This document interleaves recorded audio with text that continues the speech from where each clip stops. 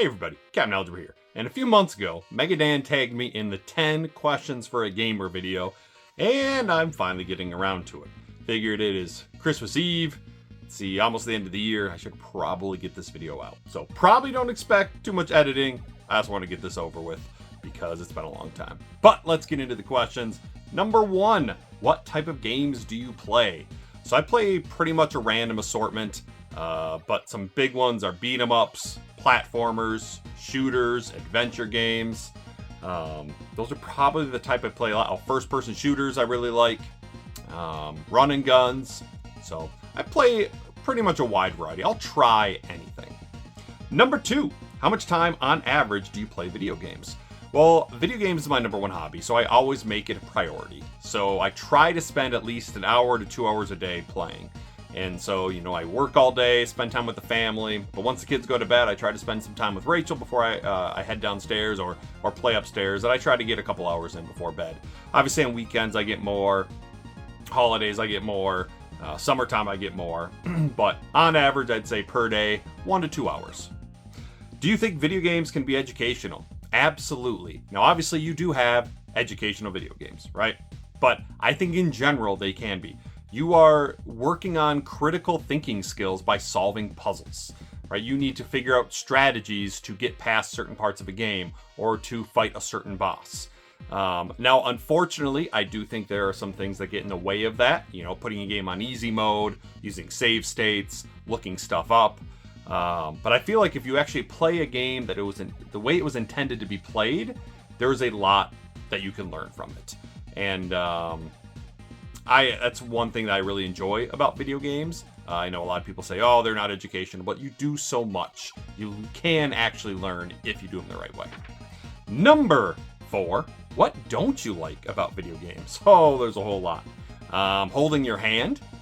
So like these days, I think I'm thinking about Mario 3D World, right? So you're trying to 100% the game, so you have to replay the level sometimes.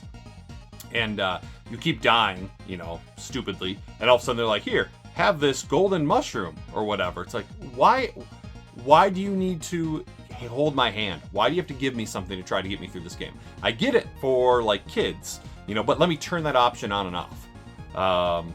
Another thing is I hate turn-based fighting. I just think it's stupid to just sit there and take hits. Time in video games. It's just artificial difficulty setting, making that you have to rush to get through something. I don't know. It's not very fun.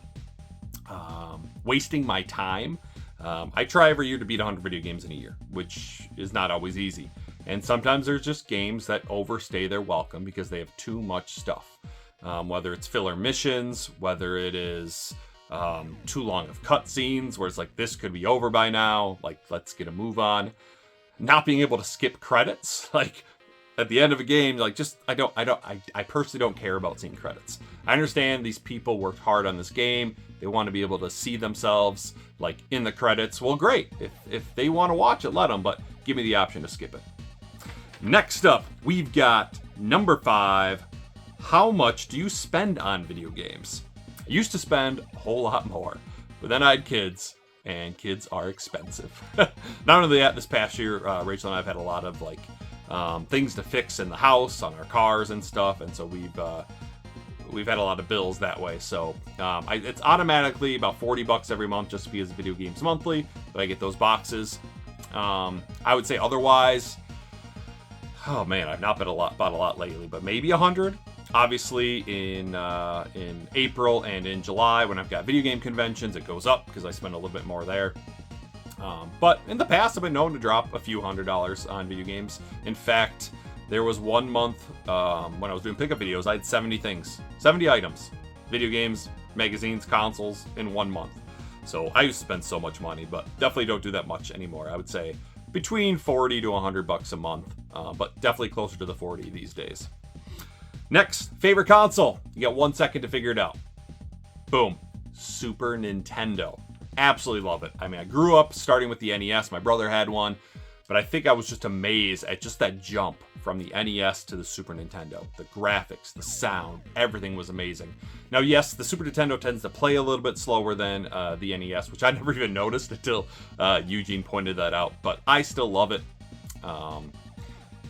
And I feel like these days you don't get that jump from console to console. They look too similar to each other. Right? It's hard to notice the differences. But back then, when you got a new console, a new generation came out, it was awesome to see the differences.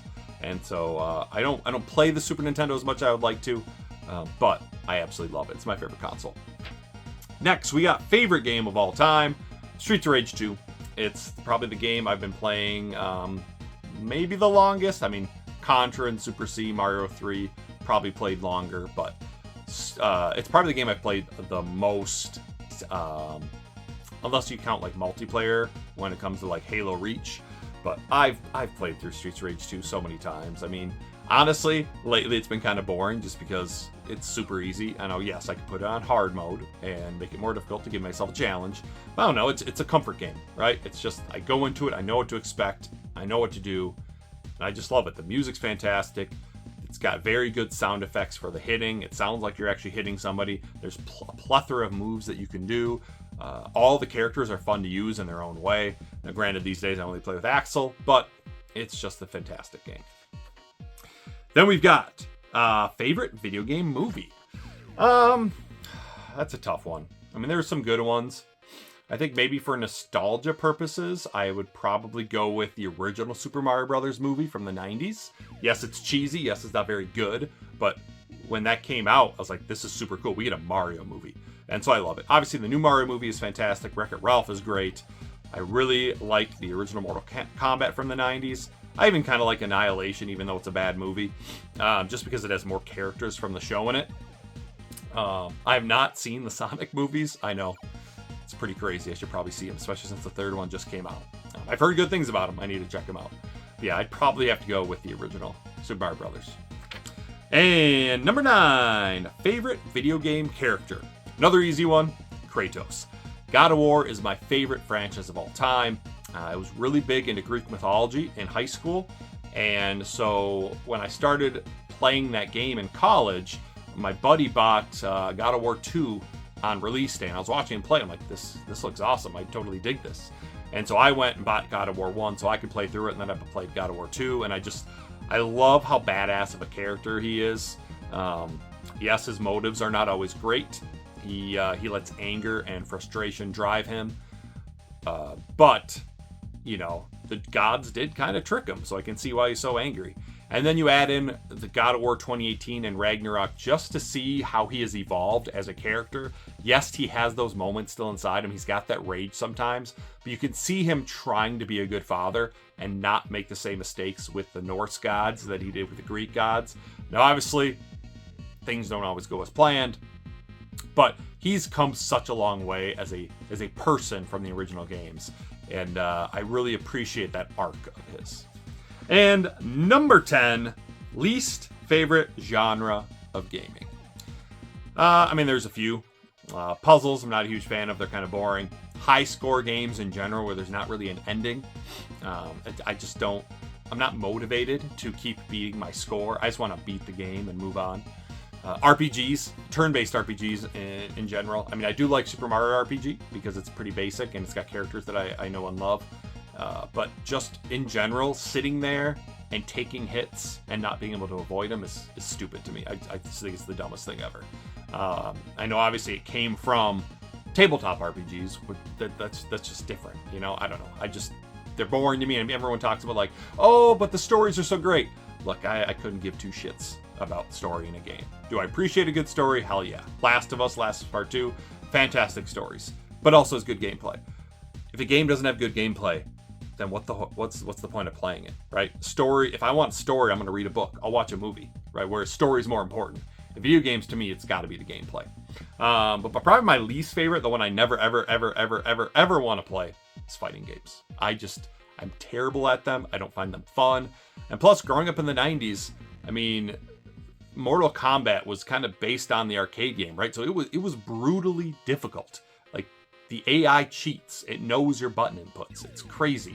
Now, obviously, games have gotten more fair since then, but I don't know. It's just that I just don't enjoy the combo systems. I don't know. I don't find it that fun.